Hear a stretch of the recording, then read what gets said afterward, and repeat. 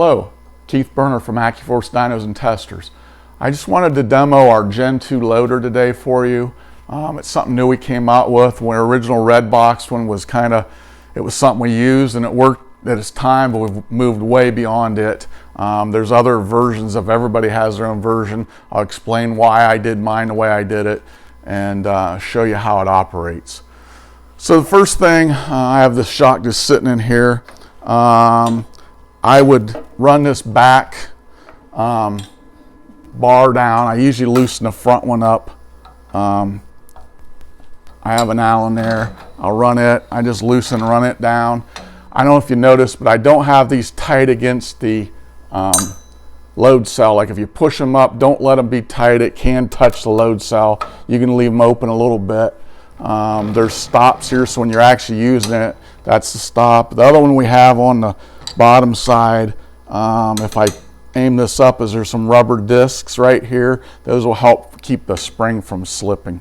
So like everything, we're going to try to run this to where it can be the most convenient spot. I'm going to show you another little trick we do at times. Like we got a long shock and spring on here right now. So there's times I cheated and I already loosened this up. There's times we'll actually unbolt the load cell. That gives us three inches more travel room up there. And normally what we do is we just flip it right upside down and bolt it right back in. So there's a little, and you know, I just usually finger tighten it. But as long as you bolt it right back up, it's a solid. It won't change any of your dimensions, give you extra room. So like I said, at this point, depending on what you're doing, you got to remember that you have to have enough room at the bottom. I'm trying to talk and do this at the same time. I'm not used to doing that. You got to have enough room at the bottom so that when we unload the spring, that we have enough room to run the shock down. So it's a little bit of a timing thing. If you notice, these pivot. When I bring this up here, this pivots. We've got to make a continuation of this. Like we could do this and down here. We have to do a continuation or it won't do it. Some of the other secret is getting these things kind of at the same pressure to make this work nice. So I just cinched this, the back Allen bolt. This is retrofit to any of our other older machines. We did it this style because depending on what size cup you have, this will take any spring. Didn't matter if you had a big cup, whatever was going on that way. You don't have to buy special things or anything. This will work pretty good. And since we've added the rubber, these things have been pretty nice. So then we just push up on the shock till the cup's out. Pull it out. As you see, it'll still float around. The really nice part about this is the inside hole there is big enough the shock body would actually fit up through it.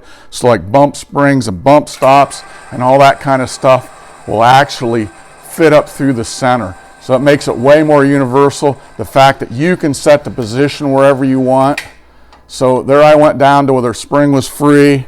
I would just loosen this up. At that point, bring this out.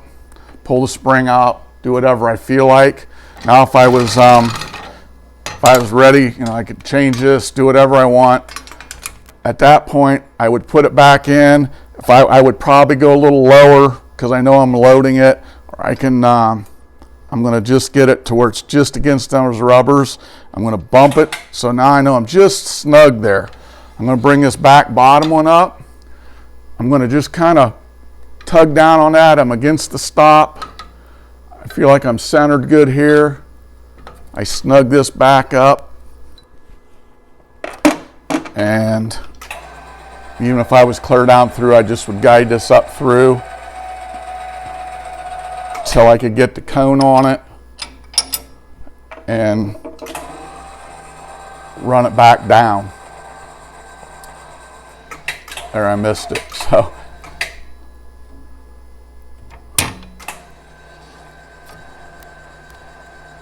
now I'm off. I would just bring this one forward and that is the general gist of how this works. The main thing, like I said, is that you want to make sure you kind of load these up even and you keep this all in one loop. This is a little, like I said, a little extra bonus information for you.